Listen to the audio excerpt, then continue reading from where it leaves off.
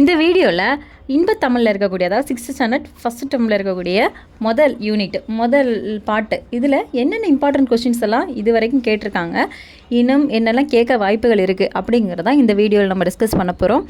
First இன்பத்தமிழ் அப்படின்னு எடுத்துக்கிட்டாலே இது ஒரு பாட்டு. இந்த இன்பத்தமிழ் அப்படிங்கிறது எழுதினது யார் அப்படின்னு கொஷின் வரும். ஸோ அப்போ இன்பத்தமிழ் அப்படிங்கிறத எழுதினது பாரதிதாசன். இந்த பாட்டு நம்ம படிச்சுக்கிட வேண்டியதான். அதாவது தமிழுக்கு அமுதுன்னு பேர் இருக்குது.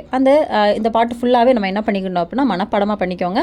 ஏன்னா இதுலேருந்து எங்கேருந்து வேணால் கொஷின் வரலாம். ஃபார் எக்ஸாம்பிளுக்கு தமிழ் எங்கள் இளமைக்கு பால் அப்படிங்கிற வார்த்தை எந்த பாட்டிலேருந்து வந்திருக்கு அப்படின்னு சொல்லி நம்மள்ட்ட கொஷின் கேட்டால் நம்ம என்ன பண்ணியிருக்கணும், ஆன்சர் தெரிகிற மாதிரி இருக்கும். அதே போல் பார்த்தீங்க அப்படின்னா இதில் எங்கேருந்து கொஷின், அந்த பாட்டிலேருந்து நிறைய கொஷின்ஸ் கேட்பாங்க. அதாவது சென்டர் லைன்லேருந்து கேட்பாங்க. சில நேரம் சில நேரம் லாஸ்ட் லைன்லேருந்து கொஷின் கேட்பாங்க.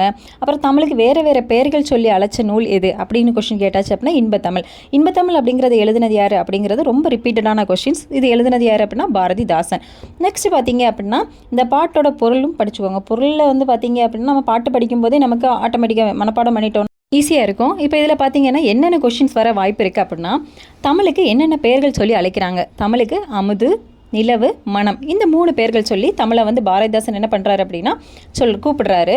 அதே போல் இதில் வேறு இப்போ ரொம்ப இம்பார்ட்டண்டான அப்படின்னு பார்த்தாச்சுன்னா இதில் வாய்ப்புகள் கம்மி தான், பட் படித்து வச்சுக்கோங்க. நெக்ஸ்ட்டு பார்த்தீங்க அப்படின்னா இது ரொம்ப முக்கியம். பாரதிதாசனோட இயற்பெயர் என்ன, அவர் எதனால் அவரோட பேரை பாரதிதாசன் சொல்லி மாற்றினார் அப்படின்னு கொஸ்டின் வரும். பாரதிதாசனோட இயற்பெயர் என்ன அப்படின்னா சுப்ரத்தினம். இவர் பாரதி மேலே வச்சுருந்த பற்று காரணமாட்ட தான் இவரோட பெயரை என்ன பண்ணியிருக்காரு அப்படின்னா பாரதிதாசன் அப்படின்னு சொல்லி மாற்றிருக்காரு.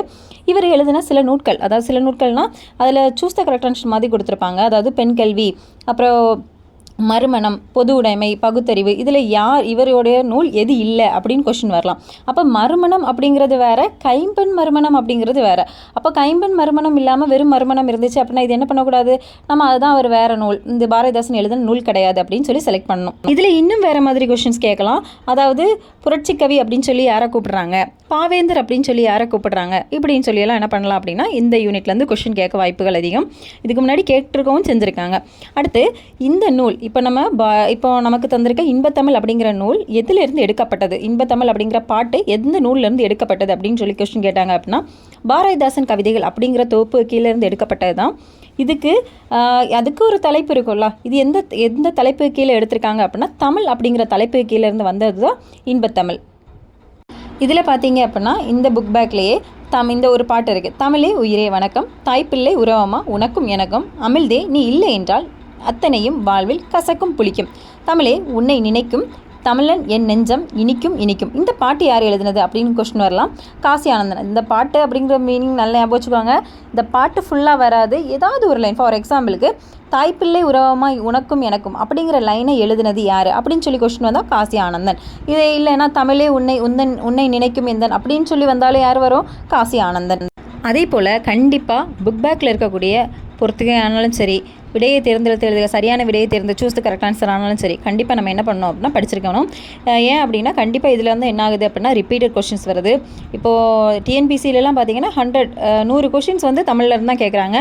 இதே போல் இப்போ பிஜிடிஆர்பி டெட் இதில் எல்லாத்துலேயுமே தமிழ் வந்து கம்பல்சரியாக மாற்றிட்டாங்க. ஸோ கண்டிப்பாக 6th ஸ்டாண்டர்ட் புக்லேருந்து எல்லா புக்லேருந்து கொஷின் வர வாய்ப்புகள் அதிகம். ஸோ முடிஞ்ச வரைக்கும் என்ன பண்ணணும் அப்படின்னா படிக்கிறது தரவாக படிங்க. இப்போ இதில் பார்த்தீங்கன்னா ரொம்ப சிம்பிளாக தான் இருக்கும். மேபி அதில் நமக்கு ஆன்சர் வந்து என்ன கன்ஃபியூஸ் ஆகிற மாதிரி இருக்கும். ஃபஸ்ட்டு கொஸ்டின் பாருங்கள், ஏற்ற தாழ்வற்ற சமுதாயம் அமைய வேண்டும், இதான் ஆன்சர். செகண்ட் பாருங்கள், நாள் முழுவதும் வேலை செய்து கலைத்தவர்களுக்கு டேஸ் ஆக இருக்கும், ஆன்சர் வந்து அசதி, இ option last, 4th one. Next பாருங்கள், நிலவு ப்ளஸ் என்று, இது என்ன ஆன்சர் வரும், நிலவென்று, ஆன்சர் அதான் வரும், ஆப்ஷன் ஆ, second one. Okay, next 4th பாருங்கள், தமிழ் ப்ளஸ் எங்கள், தமிழெங்கள், இது ஆப்ஷன் ஆ, செகண்ட் ஒன். நெக்ஸ்ட் அமுதென்று என்னும் சொல்லை பிரித்தெழுதுக அப்படின்னா அமுது ப்ளஸ் என்று, செகண்ட் ஆப்ஷன். தென் 6th பாருங்கள், செம்பயிர் என்னும் சொல்லை பிரித்தெழுதுக, செம்பயிர் அப்படின்னா செம்மை ப்ளஸ் பயிர், ஆப்ஷன் ஏ.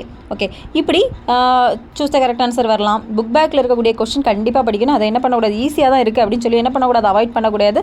ஏன்னா சின்ன மிஸ்டேக்கில் என்ன ஆக வாய்ப்பு இருக்குது அப்படின்னா மார்க் ரெடியூஸ் ஆக வாய்ப்பு இருக்குது. நெக்ஸ்ட் பாருங்கள், அந்த பாட்டுக்கு ஏற்ற பொருள் கீழே வந்து கொடுத்துருக்காங்க பாருங்கள். Match the following. விளைவுக்கு என்ன பொருள் வரும், அறிவுக்கு என்ன, இளமைக்கு என்ன. இதுக்கு ஆல்ரெடி நான் ஒரு ஷார்ட்கட் வீடியோ அப்லோட் பண்ணியிருக்கேன், பட் ஆனாலும் கூட இதிலேயே நான் சொல்லிடுறேன். விளைவுக்கு நீர். அதாவது ஒரு பயிர் விளையணும் அப்படின்னா அதுக்கு என்ன வேணும்? நீர் வேணும். அப்போ விளைவுக்கு நீர். ஓகேவா? நெக்ஸ்ட் அறிவுக்கு. அறிவு அப்படிங்கிறது நம்ம அறிவை எங்கே மீன் பண்ணி சொல்லுவோம்? நம்ம தலையை மீன் பண்ணி தான் தலையில் தான் அறிவு இருக்குது அப்படின்னு சொல்லுவோம். அப்போ அறிவு வந்து எங்கே இருக்குது? தோலுக்கு மேலே இருக்குது. அப்போ அறிவுக்கு தோல். நெக்ஸ்ட் இளமைக்கு பால். இளமையில் நம்ம பால் குடித்தோம் அப்படின்னா ரொம்ப ஸ்ட்ராங்காக இருப்போம். ஸோ இளமைக்கு பால். நெக்ஸ்ட் பாருங்கள், புலவருக்கு வேல். புலவர் கையில் வேல் வச்சுருக்காங்க அப்படின்னு சொல்லி நம்ம என்ன பண்ணிக்கலாம் அப்படின்னா ஷார்ட்கட். ஷார்ட்கட் அப்படிங்கிறது எப்போவுமே என்னன்னா நம்ம ஈஸியாக மெமரி பண்ணுறதுக்காக ஒரு டெக்னிக் தான் இது. வந்து ஷார்ட்கட் வந்து நம்ம இப்படி தான் இருக்கணும் அப்படின்னு சொல்லி நம்ம யோசிச்சு இருந்தோம் அப்படின்னா அது கஷ்டம். நம்ம ஈஸியாக ரிமெம்பர் பண்ணுறதுக்காக மட்டும் நம்ம என்ன பண்ணிக்கலாம் அப்படின்னா ஷார்ட்கட் யூஸ் பண்ணிக்கலாம். ஏன்னா தமிழில் நிறைய இருக்குது. 6th to 12th வரை நம்ம படிக்கும்போது நிறைய இப்போ பாரதி பற்றி, பாரதிதாசன் பற்றி, இது பாரதியும் பாரதிதாசன் மட்டும் தான் நம்ம இப்போ பார்க்க ஆரம்பிச்சிருக்கோம். இன்னும் நிறைய கவிஞர்கள் வருவாங்க. ஒவ்வொருத்தங்க எழுதின நூட்கள் வந்து ஒன்று போல் இருக்கும். அப்போ நம்ம அதுக்கெல்லாம் எப்படி ஞாபகம் வச்சுக்கலாம் அப்படின்னா ஷார்ட்கட் மூலமாக மட்டும்தான் ஞாபகம் வச்சா மறக்காமல் இருக்கும். மற்றபடி ஏதாவது ஞாபகம் வச்சுருந்தோம் அப்படின்னா கண்டிப்பாக மறக்க வாய்ப்புகள் அதிகம். ஸோ ஈஸியாக ஒவ்வொருத்தங்களுக்கும் ஒவ்வொரு மாதிரி ஷார்ட்கட் ஈஸியாக இருக்கும். ஸோ அதுபடி படிங்க. இந்த வீடியோ உங்களுக்கு பிடிச்சிருந்தா லைக் பண்ணுங்கள், ஷேர் பண்ணுங்கள், கமெண்ட் பண்ணுங்கள், மறக்காமல் சப்ஸ்கிரைப் பண்ணுங்கள். Thank you for